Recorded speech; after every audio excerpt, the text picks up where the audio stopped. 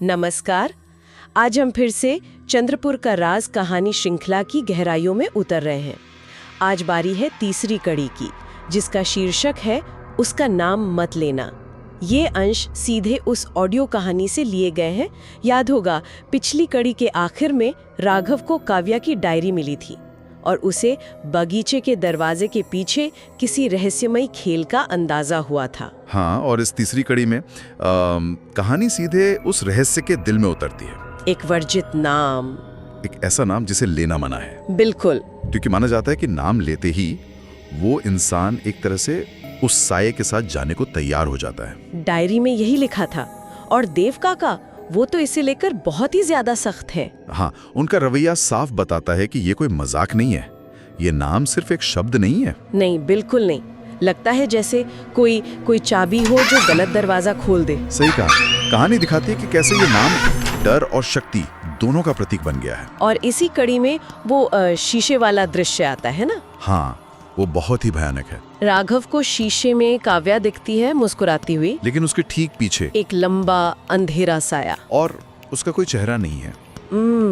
बिना चेहरे का साया ये कल्पना के लिए बहुत कुछ छोड़ देता है, जो इसे और भी डरावना बनाता है। और तभी उसे उस नाम का पहला अक्षर सुनाई देता है, ना।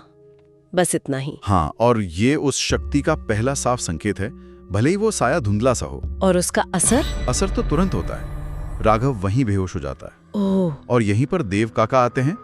वो उसे संभालते हैं और फिर जिक्र करते हैं नियम कक्ष का। हाँ, वो नियम कक्ष।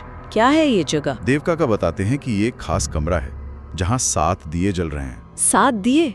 क्यों? हर दिया उस नाम का शिकार बने एक व्यक्ति की निशानी है। मतलब राघव से पहले 7 लोग। 7 लोग? बाप रे!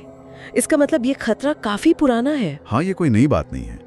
और देव काका ये भी साफ करते हैं कि ये कोई आम भूत प्रेत का मामला नहीं है। तो फिर क्या है? वो इसे एक पुरानी रूह कहते हैं। पुरानी रूह? इसका मतलब है कि हम किसी साधारण भटकती आत्मा की बात नहीं कर रहे हैं। शायद कोई प्राचीन शक्ति। ये कोई ऐसी हस्ती जिसकी कभी पूजा होती थी। हाँ, लेकिन अब उसे भुला दिया गया है। और सबसे अजीब बात यह है कि अब उसका नाम ही वही उसकी मुख्य ताकत बन गया है। मतलब नाम लेना उस भूली हुई शक्ति को फिर से जगाने जैसा है। शायद, हाँ, कुछ ऐसा ही लगता है। कहानियां लोक कथाओं और पुरानी मान्यताओं के दायरे में चली जाती है। और इसी सब के बीच राघव को बिस्तर के नीचे जमीन पर खुदा हुआ वो निशान मिलता है। हाँ, वो भी एक अजीब पहेली है।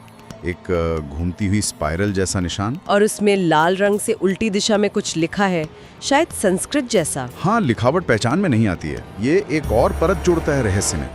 क्या ये कोई सुरक्षा कवच है, या फिर खतरे का कोई और संकेत? या शायद पिछले शिकारों ने छोड़ा हो कोई सुराग? कहना मुश्किल है। और जिस वक्त राघव को ये निशान मिलता है, ठीक उसी पल, हाँ, उसी वक्त बागीचे का दरवाजा फिर से खुलता है और एक आवाज आती है, एक और दिया बुझ गया।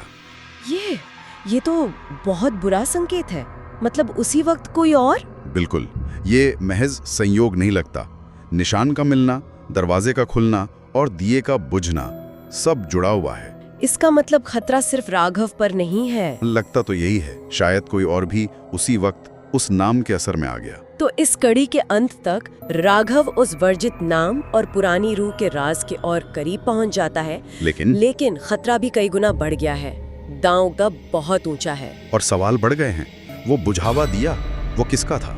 हाँ, और उस निशान का असली मतलब क्या है? क्या वो राघव की मदद करेगा या उसे और फंसाएगा? और उस पुरानी रूह का सच क्या है, जिसकी कभी पूजा होती थी? उसका इतिहास क्या है? कहानी हमें बहुत से सवालों के साथ छोड़ देती है। और आखिर में उस मंदिर का जिक्र आता है जहाँ कभी पूजा होती थी। उसका क्या कनेक्शन है सबसे? ये सब सोचने पर मजबूर करता है कि कुछ नाम या कुछ जानकारी इतनी खतरनाक क्यों मानी जाती है, क्यों उन्हें छुपाया जाता है। सही बात है। ये कहानी एक तरह से इस सवाल को भी उठाती है कि क्या हर राज को जानना जरूरी है? क्या ज्ञान की खोज की कोई सीमा होनी चाहिए, खासकर जब वो किसी ऐसी प्राचीन और शायद खतरनाक शक्ति से जुड़ी हो? बिल्कुल।